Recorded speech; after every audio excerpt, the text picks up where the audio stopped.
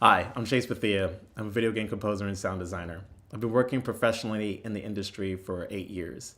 And throughout my career, I've mostly worked on indie games, but I've also worked on a couple big projects as well. If you're interested in checking out some of that work, you can visit www.chasebethea.com. I've been invited by Business of Indie Games to talk to you about how to make your game's music and sound be compelling and have a planned structured success for game audio. So to understand how music and sound design and technical sound design can set your project apart, we need to understand what a crucial role that plays. And if you take your favorite game like Mario or Legend of Zelda and you turn the sound off, you'd be missing this immersiveness. That's the crucial role that it plays because it's a part of the writing, it's a part of the art, it's a part of the gameplay. Everything is mostly connected. And without that, you're not giving your project a sonic identity. In conjunction with it being a collaborative art form, it seems like it's just mostly pulled apart. When it's pulled apart, it doesn't have the cohesion that everything else goes along with it. So if you're just, it's just empty. It's like a empty vessel or with a plant without water that's normally dying. The sound design or music process to begin with a project, you normally need to kind of be on it as early as possible to discuss different ideas and storylines and other gameplay mechanics that may find crucial in terms of what's going to pull the player in. And with that, you use technical sound designer. It's just a software that basically talks to the game engine. And these things are tied together. So when you have your assets, your music assets, your sound design assets, that is put into a software called Middleware. And then that talks to the game engine, and those things are married together, and then they work with different animations, different cutscenes, things of that nature. So the technical sound design is crucial to pulling the player in. It makes it more alluring, it's captivating.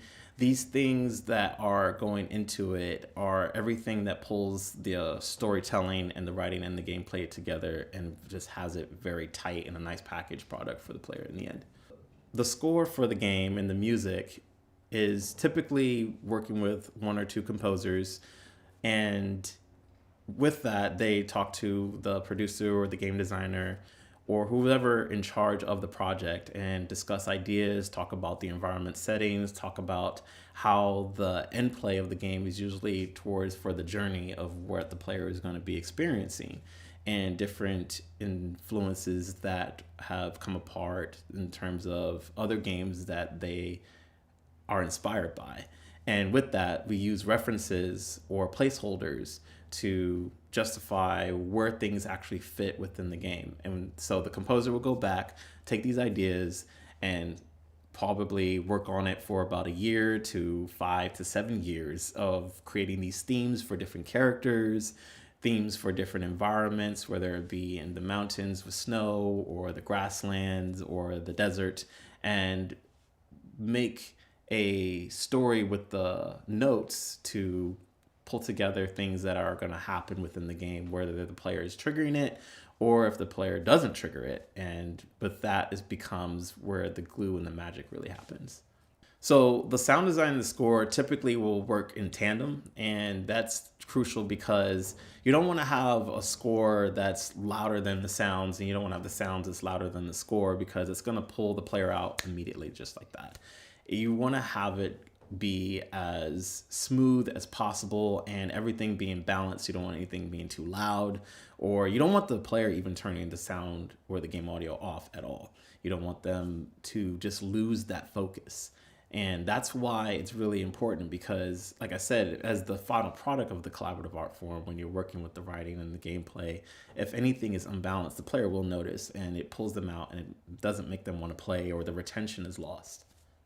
It's important to meet with composers and sound designers in the pre-production process of development because you want to, if you're doing a story and the music tells a story, the sounds tells a story, you want everything to be as cohesive as possible in conjunction with the art, the gameplay, and the writing that goes together in the final product.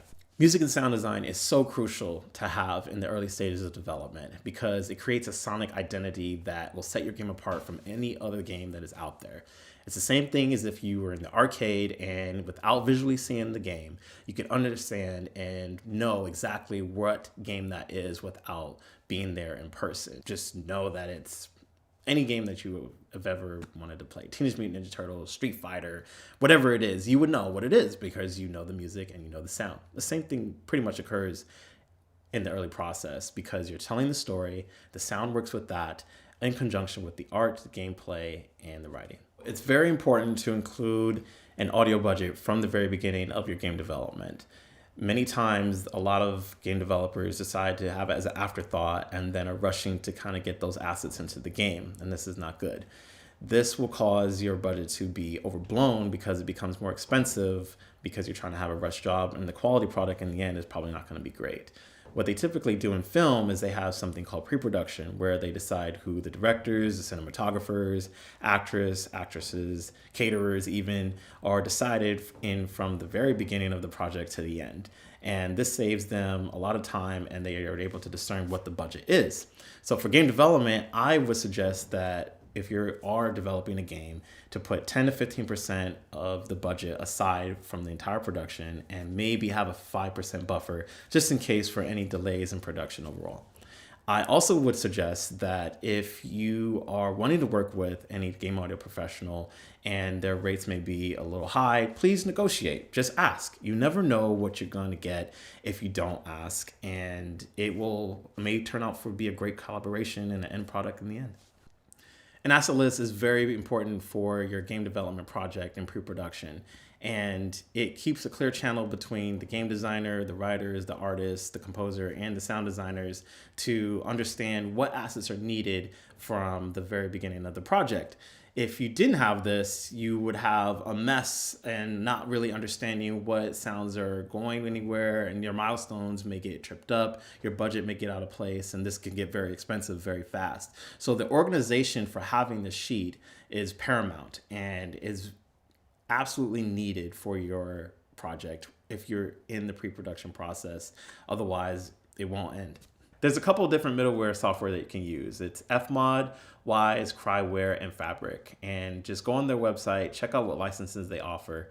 And this is where you can set most of your game projects and your game audio apart from others. Middleware is a software that basically talks to the game engine itself. It's where you put your music assets, your sound assets, and this is actually where the magic can truly happen. You can have layers, vertical layers, horizontal layers of things that are queued at different times with different player actions, and then those sound assets will be triggered and the music cues will be triggered to run seamlessly and more immersive, where you can spatialize it to happen around you or to start in the beginning of wherever you're entering an area in. And this is how you pull it together. This is how you allure the player. This is why it's so crucial to have it, and it's really powerful if you utilize it in that way. Typically, anybody can use the middleware software. It could be a technical sound designer, which is the more formal terminology of the position. It could be a composer, or it could be a sound designer themselves, as long as they know the program. And where it really shines is if you're in a battle combat sequence and the music is really pumping, there's action, there's tension, and everything is kind of going on screen. You're fighting, you're kicking, and you're having the punch sounds being slowed down, which could be cued based off of certain cutscenes that are happening when a player actually triggers that. And after the combat is over, the cue, or the music cue rather, will just fade out seamlessly rather than just stopping on the mark. That's usually where the middleware is shining the most, is like I said, gluing that process and that immersiveness from going into combat strong to exiting to entering again, and even overlapping, whereas and it doesn't seem like there's a chopping block happening. It's just very organic. Placeholders are good to have, but it's not best to be married to them, only because when you put them as references or links in the asset list that we were talking about earlier, they are things that can show the composer and sound designer that you're trying to get close to, but that you're not necessarily sure that fits. But at least it is a foundation to say, this is what I think I really want, if you're a game designer or developer. And with that, the game developer can talk to the composer and sound designer and hopefully trust them to make the actual asset that they need that knows fits the game. So placeholders is more of like exactly what it is, a placeholder to just say, this is what I'm trying to get close to, but it'd be nice to have something better. The placeholder is good, but don't get married to it, because oftentimes this kind of becomes a little bit offensive to the composer and sound designer, and it won't be a good look in the end. But just keep in mind that it's good to have in the early process. So in closing, audio plays a key role in game development. You can take the player out immediately with some poor quality music and sound design. You don't want that. The player will pay for good content, and they deserve it. But you deserve good quality game audio. Invest in your project and the value that comes with it.